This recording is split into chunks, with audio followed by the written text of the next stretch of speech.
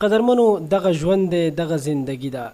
اداکار اسماعیل شاهد چې یو داسې اداکار چې په خپل دور کې یو ګولډ اداکار دی او هغه په سینما باندې، په ډرامو کې، په سندرو کې، په هر یو څیز کې هغه خپله لوحه او خپل دغه ټیلنټ چې دی دا ازمایلی دی. اوس د هغه یو ویډیو راغلی دی چې هغه پکې څه خبرې کوي، عمرې ته تللی دی او هغه پکې ډېر زیات فریاد کوي.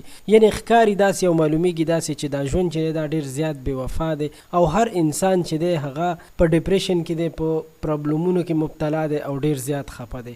تاسو ته معلومه ده چې اسماعیل شاهد هغه ټوله زندگی په ډرامو کې، په فلمونو کې او په سندرو ویلو کې تېره کړه، ځکه د هغه یو څه سندرې هم راغلي دي. خو اوس مهال چې هغه یو میاشت وړاندې د عمرې دپاره سعودي عرب ته تللی و چې هلته یې عمره ادا کوله، نو د عمرې په دوران کې هغه ډېر زیات ژړلي دي.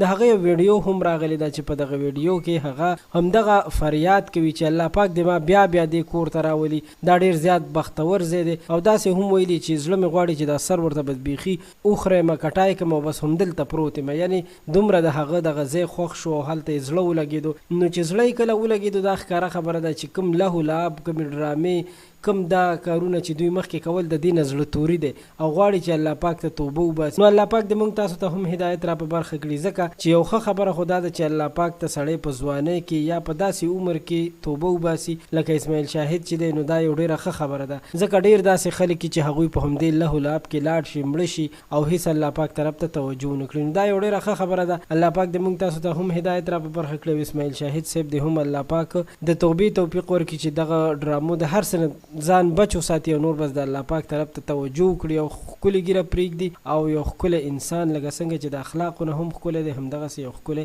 د تبلیغ اړخ ته مخه وکړي.